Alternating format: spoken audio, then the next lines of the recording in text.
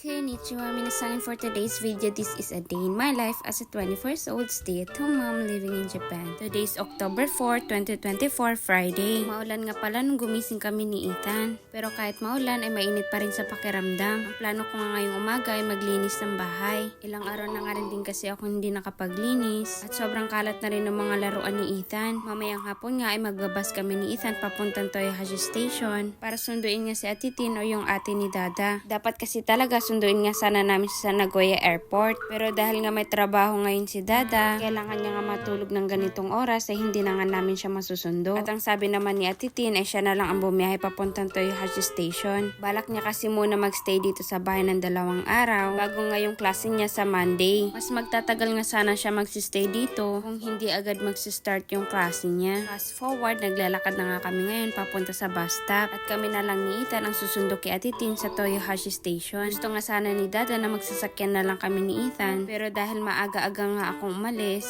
ay hindi na lang ako nagsasakyan. Mahal din kasi yung parking doon at balak ko nga mag-ikot-ikot muna. Mas makakatipid kasi pag magbabas na lang. 5 minutes nga din kami naglakad papunta nga dito sa bus stop. At first time nga din ngayon makasakay ni Ethan ng bus. Ilang minuto nga lang din kami naghintay at dumating na nga rin yung bus. At dito nga pala sa Japan, on time lahat ng mga transportation. Actually lahat on time sila eh. Hindi uso dito yung Filipino time. Pagpasok mo ng bus ay kailangan mo kumuha ng ticket. Sa harap ng bus ay may screen nga sa itaas. Doon nakalagay yung mga numbers at kung magkano nga yung pamasahe mo. Matagal-tagal na nga rin pala akong hindi nakasakay ng bus. Hindi ko na nga rin tanda kung kailan yung last time na nag-commute nga ako. Pero dati kung gusto kong lumabas ng bahay, tapos si Dada may work, nagko-commute ako. Pero madalas sa Toyohashi Station lang ako gumagala mag-isa. At doon ko rin napagtanto na maganda rin pala na minsan mapag-isa. Kasi dati hindi ko naman ginagawa yun na gumagala ako na mag-isa. Akala ko nga malulungkot yung mga taong mag-isang gumagala. Nakaka-enjoy din pala siya. Yung feeling na wala ka nang iisiping kasama, yung sariling oras mo lang yung hawak mo. Kaya perfect nga ang Japan para sa mga introvert na tao. Solo nga namin ni Ethan yung bus ngayon. Pero nung malapit na nga kami dumating ay dun pa nga nagsidamihan yung sumakay. Dun pa nga natuwa si Ethan at nakikipaglaro nga siya sa mga taong nakikita niya. Maya-maya nga rin ay dumating na nga kami ng Toyohashi Station. Pag sinabing Japan, sobrang high-tech at sobrang advanced. Pero meron pa rin silang public telephone. Matagal-tagal na nga rin na gusto ko magpa-picture dyan sa loob pero hindi ko man lang nagawa. Ang una ko nga gagawin ngayon ay pupunta ng convenience store para bumili ng makakain. Medyo maaga kasi ako umalis ng bahay at hindi pa nga ako nanananghalian. Buti na nga lang din sa paglalakad namin kanina ay hindi umulan. Pero kitang-kita nga sa clouds na babagsak na nga ito maya-maya rin. Nagdala na nga rin ako ng payong in case na lumakas nga yung ulan. Kakatapos ko nga lang mamili nito at naghahanap na lang ako ng spot kung saan nga ako kakain. Dito nga din ako tumatambay dati nung mag-isa nga akong gumagala. Ang binili ko nga palang pagkain ay onigiri lang. Tapos sinamahan ko na nga lang din ng teriyaki and egg sandwich. Kakasimula ko lang kumain ay naramdaman ko nga umaambon. Kaya dali-dali akong naglikpit at maglipat nga ako sa may silong. Binigyan ko nga rin pala ng pagkain si Ethan. Kaya medyo natagalan nga kaming natapos kumain. Imbis nga mag-iikot-ikot nga sana kami ngayon ay hindi na nga namin nagawa. Pagkatapos namin kumain ay pumasok na nga kami sa station. Sakto din kasi na oras na nga rin ang dating ng train ni Ate Tin. First time nga lang din niya makita ngayon si Ethan sa personal. Naghihintay na nga lang din kami dito sa tapat kung saan nga may lumalabas na maraming tao. Malayo pa lang si Ate Tin ay tanaw ko na nga siya. At hindi nga siya makapaniwala na maliit nga lang si Ethan sa personal. Malaki na nga daw yung size na na-imagine niya nga kay Ethan. Akala niya kasi malaki na nga talaga si Ethan. Kasi nga sa mga napapanood niya nga sa videos ko ay mukha nga daw siyang malaki. At dahil na rin kasi maliit ako kaya malaki tignan sa akin si Ethan. Hindi na nga rin pala kami nag-ikot-ikot at uuwi na nga lang din kami agad. Alam ko kasing sobrang nakakapagod nga bumiyahe para makapagpahinga na rin si Ate Tin. At alam ko puyat din siya. Sakto nga pauwi kami, bumuhos ngayong malakas na ulan. At kahit nga antok na antok si Ethan ay nakikipaglaro pa nga siya sa tita niya. Pagkadating sa bahay ay sabay-sabay nga kami nagsitulog. Hindi na nga rin ako nagluto ng hapunan at kakain na nga lang din kami sa labas. At dahil na rin sa malakas na ulan at malamig na panahon ay magrarami na lang din kami ngayong hapunan. Isa na nga rin tong lugar na to sa paborito kong restaurant. Nagustuhan ko kasi yung ramen nila dito. At dahil hindi naman ako kumakain ng pork ay pinape-separate ko nga rin ng lagayan. Madalas kasi yung mga ramen ay may nakapatong nga na pork sa itaas. Sayang naman ipapatanggal ko kaya pinaseparate ko na lang para makain nga ni Dada.